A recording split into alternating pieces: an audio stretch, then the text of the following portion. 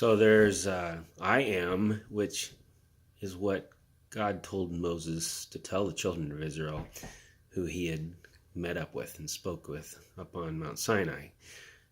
And I will is what Satan said when he fell to pride. And well, pride is actually just a symptom of what he fell to. He fell to a perception of lack. Had Satan, who was at when he was Lucifer, was appointed to be the chief angel in charge of worship. That was a pretty big deal. I mean, if you are standing right in the same court as God himself and understood who God was, that he created us out of love, how hard would it be to fall from a position that had firsthand experience of God's love? Well, apparently, curiosity got the best of him. And one of the things we got to do is maybe back off, stop pointing fingers, even at Satan. And I'm not giving Satan good credit for anything. At the same time, you know, if God created Lucifer and Lucifer believed a lie and became Satan because he believed a lie, how close are we to succumbing to the same problem?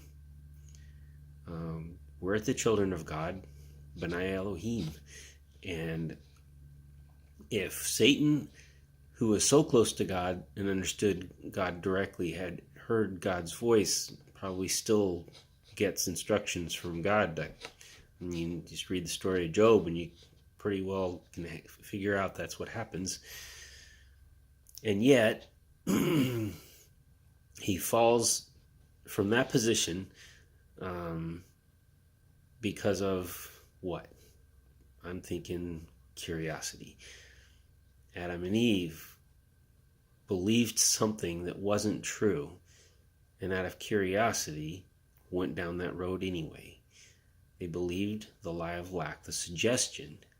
Really, it was only a suggestion in a sense, because Satan, when he when he was acting in the serpent's position and speaking to Eve, he made suggestions that were somewhat true and yet not true because they were deceptive.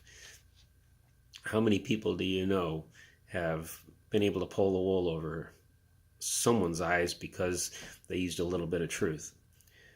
The tree of knowledge of good and evil and the tree of life, they're both trees. They're both based on knowledge. Both existed in the garden. And, you know, think about all these things. If Eve, which her name means the mother of all living, if she looks at this tree and said, wow, this looks pretty good to eat, good for food, how much does the mother of all living represent us as well?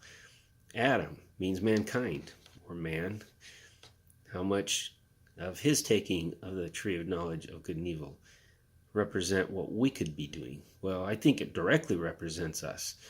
That just their names alone gives us a hint that we could succumb to everything that they did, and rather than pointing the finger at them and go, wow, look at what you've caused. You caused so much problem by sinning. But here's the thing, you know, if they had no contrast, which they did not, they only knew a good relationship with God. When God said, look, you eat of this tree, you're going to die, we don't even really understand what that death means. Because Adam, he went on to live, 965 years. 930 years. So he didn't die that day. He lived many hundreds of years after that. The whole point is, we don't totally understand what God knows. And if we're standing around judging other people, when God doesn't even judge people, chooses to love us instead, then I think we're kind of digging our own pit and climbing into it. And it's, to be quite honest, if hell exists, I think it exists because we perceive God in a different way than a loving God. And that's where we live while we have that lie rolling around in our heads. So my thought is, hell wasn't created during the creation account. And if the Creator created everything and created everything out of love and blessed everything that He had created, looking back from the sixth day when He had finished creating everything, he looked back and He said, it is all very good. Was hell included in that? If hell wasn't made when God created everything, then there isn't an actual physical hell. That's my argument. I don't believe there's a physical hell. I believe everybody has the possibility of going to hell anytime in all of existence. In other words, because God created us out of love, He doesn't force us to accept everything He offers. Or we would be puppets on strings. That's all we would be. And that's not what love is. So in our freedom, we can choose to do, believe, and live out whatever it is we decide we want to. We can make mistakes in that process. In fact, that's the whole idea of the contrast, is that we make these mistakes and learn from them. And then, like Job 41:8 says, if you tangle with Leviathan, if you tangle with the lie, you will never forget it, and you will never want to return to it. That's contrast. Appreciation for what's really good, and knowing for sure that you don't want to return or get out of what's really good and return to something that's been really bad. And that's also like the story of the prodigal son. And where was God in the father figure of the prodigal son parable? He was waiting with open arms, the staff and the sandals and the signet ring. You know, He had no judgment against his son that had gone off and squandered his inheritance. I would argue that his inheritance, the one that he squandered, wasn't really the inheritance that was important in the first place.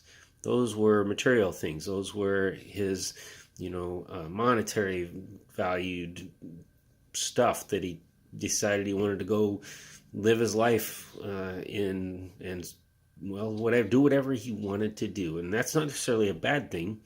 It even says God gives us the will to do. So in a sense, are we not seekers of pleasure to a certain degree? And yet, if we don't appreciate those things, then they become a curse to us when they were always meant to be a blessing, with the wisdom to understand and appreciate it. So, when it comes down to I will, which Satan said, I will, and he had these 5 I wills, he's going to be like God, basically. But he's not God. And the I will idea is that, like, you see a little kid and you go to help your son or daughter tie their shoe, and they push your hand away and it's like, I'll do it, Daddy. So that's an innocent thing, right? I'm not excusing Satan's pride, and even, I'm not making it lighter than what it is. I'm just saying, let's understand that we could be there right along with him, saying, I'm going to be like God to myself. No one rules over me. Leave me alone. Let me do this.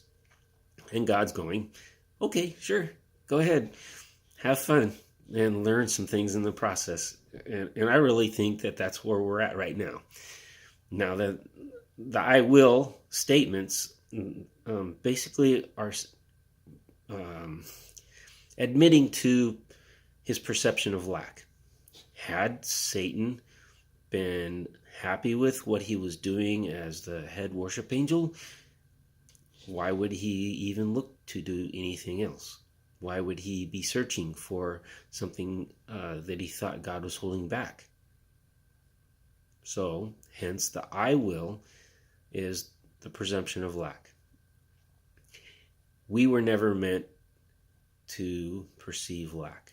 We were meant to live the tree of life, to take from the tree of life, which there is no lack.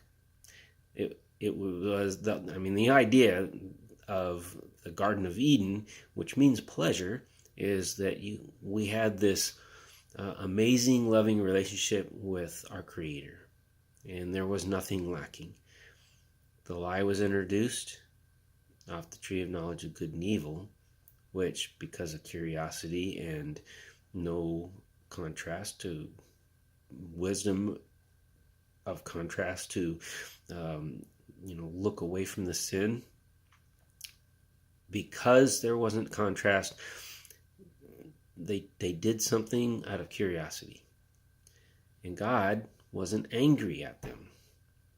God just looks at us, and I'm going to put them and us in the same situation, because Adam and Eve represent us, and we're doing the same things, maybe in different situations, but the same basic things. We're taking from the tree of knowledge of good and evil because it looks good to us. God's not angry at us. God's letting us learn. God's taking a hands-off situation so that we can play out our scenarios, continue to take from the tree of knowledge of good and evil until we've had our fill, and until we've done what the prodigal son did, get to a point where he realizes, this isn't the life I want. When we choose in total freedom, then we've really truly learned something. This is really important. So now we can look at God, the great I am, which, think about that. It isn't I will, it's I am. There is nothing lacking in the idea of an I am. God is present, fully loving, lacking nothing. That's who we are children of. That's the whole idea from the Garden of Eden, is that we realize we're the loved children of God. There is no lack. Stop perceiving lack. Your life will change. It takes time to change our habits, what we've been living for so long, what lies we received from our fathers. And that's not to point a finger and blame fathers. I'm not saying our direct fathers even necessarily. It's just that if a past set of generations believed a lie, how easy would it be for us to just drop right in and believe the same lies? That's the point. It's not pointing fingers. It's saying, look, out of ignorance, all generations have believed the lie of lack. It's not the plan of God. Yet, God's going to turn it around, and everything will work out for good for those that love God and are called to his predetermined plan. Wow. Well, that's Romans 8:28. And then in Genesis 50:20, he tells Joseph, what man meant for evil, God means for good. So whatever we might perceive as lack, whatever we might perceive as a curse, that we're living out something that's wrong and horrible and difficult and torturous, isn't going to last. At some point, we're going to know God, and it says that you won't have to tell your neighbor who God is. He will know, because God's going to introduce the true God to people that have not necessarily understood God in the right sense, seeing God as an angry God, and almost a drill instructor. Yeah, sure, loves you enough to train you, but kicking your tail all over the place to get it done, that's not God. That was the God I thought I was the son of for a long time in my life, but I was wrong. I understand God as a loving father and a loving mother, which Ruach in Hebrew and Pneuma in Greek are often used in the feminine sense. So in Genesis 1:26 later on, it says, let us make mankind in our image, male and female, let us make them. So there's an admission right there that in heaven there's a father and a mother, a man and a woman, but in a spiritual sense. And their offspring is Jesus Christ, fully God, fully man, so that he could come and demonstrate the love that a father and a mother we don't see, but we kind of sense they're there. Even if we don't have the Bible, we sense that there's a creator, a designer of all this. And you'd almost have to be crazy to think that any one of these things that we all need, what do they call that, symbiotic relationships?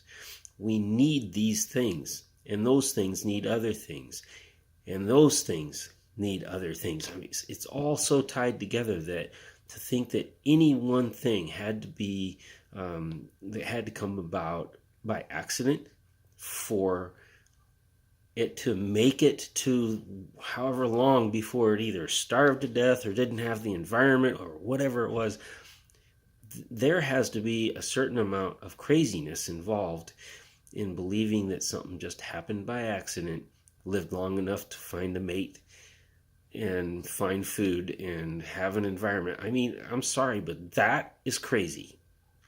I'm not going to argue with people that believe in evolution. I'm not even going to look down on them. I'm not judging them. I'm just saying, to me, for them to call me crazy for having a faith in a God that designed something, I don't think that's so crazy. I mean, that, to me, that just makes sense. That there was actually a creation period of time, 6 days. Why not? It all came together. And man needed food and man needed environment. In the beginning, God created the heavens and the earth. Well, that's time, space, and matter. The three things you need. That one can't be here without the other being here as well. So, all I'm trying to get at is we either see God as love and we don't lack anything and we stop believing the lie, or as ignorant children that haven't learned yet, fight amongst themselves, thinking that they have to defend themselves, that they need things that they need to acquire. And we're doing that. I mean, we've been doing that for thousands of years, continually trying to acquire. So there's the I will have this, I will have that, I will be this. No, you already are, and you already have, because you're the sons and daughters of I am. So that's the way I see things. The Holy Spirit, I've asked the Holy Spirit to teach me things on their side of the truth, not mine. I'm trying not to lean under my own understanding, but I've emptied out my soul at times, realizing that I'd gotten it wrong, and whatever it is that I'd gotten wrong was just causing me more trouble. Even though I perceived it as the truth, it really turned out to be the truth according to me, not the truth according to God. So I benefited from starting over completely, like a reset, to the point where I didn't have anything, both materialistically and spiritually. Ideas, everything. I wiped it all clean one day and said, look, I don't get it. I don't understand the chaos, the confusion, the suffering, the lack of wisdom, the big question marks constantly from one day to the next. I don't understand any of it. So I'm starting over. And I did that a few times. And every time God built back up something based on truth, and it did come from one level of glory to another. In other words, God's glory is when God puts his love into something and it becomes a bigger idea based on truth and love. It keeps adding. So from one glory to another glory is when we get something of God that is based in truth and it's part of who we are, and it fills that perceived lack inside of us. and removes the lie little at a time. That maybe the world has taught us, but I'm not blaming the world. It's just the world without God is darkness. It's difficulty. It's suffering. Even Mitzrayim, which is Egypt, means trials and tribulations. And Pharaoh, who represents Satan, the leader of the world without God and idols they believed in, there was this constant searching, constant desire to build things up bigger, to make things, on their terms glorious, not God's terms glorious, because their terms glorious, was big palaces and lots of money, and their idea of wealth was how many slaves did you own. So God's glory and our idea, if we are followers of Elohim, is that love and family, we don't lack when we have love and family. And if we get rid of this idea that we lack, then all the rest takes care of itself too. That's just who God is. Stop perceiving lack. Know that your family in heaven absolutely positively adores you. Just loves you beyond measure. And that's the truth of who God is.